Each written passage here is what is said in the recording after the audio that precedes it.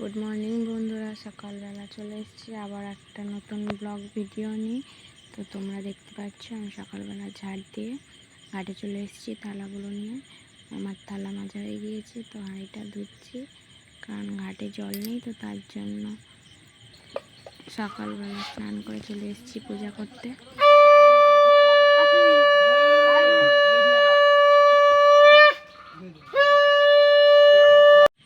পূজা করে নিয়ে চলে এসেছি এবার ছাদে। আচ্ছা, আমি খুব ভালো আছি। সকাল সকাল চলে এসেছি সকালের কাজকর্ম সেরে ছাদে।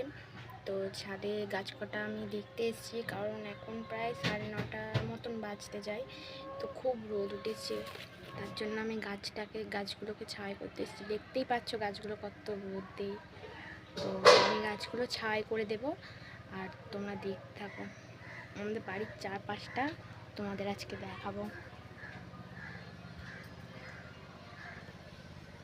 দেখতেই পাচ্ছ গাছগুলো কত রোদে আছে। আর এটা হচ্ছে আমাদের বাড়ির বল খেলার মাঠ।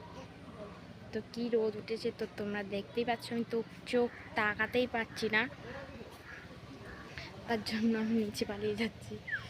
তো মা বললো শাক তুলে আনতে, তাই আমরা শাক তুলতে যাচ্ছি। তো কোথায় এখন শাক তুলতে যাচ্ছি কে জানে, মাটিতে শাক তুলতে যাচ্ছি হচ্ছে জলে থেকে। হ্যাঁ বন্ধুরা, আমরা শাক তুলতে এসেছি আর বৃষ্টি আরম্ভ হয়ে গিয়েছে। আর আমাদের মাঠটা দেখো, তো এখন চাষ হচ্ছে, আমাদের মাঠে হাল হচ্ছে, এবারে ধান ফেলা হবে, চাষ হবে। মাঠটা দেখো, ভালো করে মাঠটা দেখো।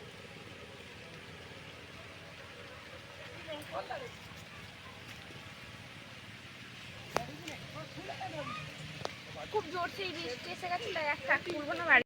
তো আমি রান্না বসিয়ে দিয়েছি, ভাতটা বসিয়ে দিয়েছি, আর ওদিকে আমি হচ্ছে আনাজগুলো কেটে নেব কারণ আজকে আমাদের 3-4 রকমের রান্না হবে।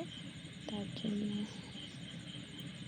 ভাত হয়ে গিয়েছে, এবার আমি ভাতের ফ্যানটা গড়িয়ে নেব। আর ওদিকে আমি কড়া বসিয়ে দিয়েছি।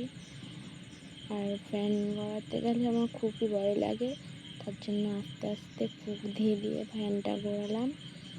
এবার আমি ওদিকে কড়াইতে মাছটা ভেজে নেব। আজকে আছে চিংড়ি মাছ, ভোলা মাছ আর নেড়ে মাছ।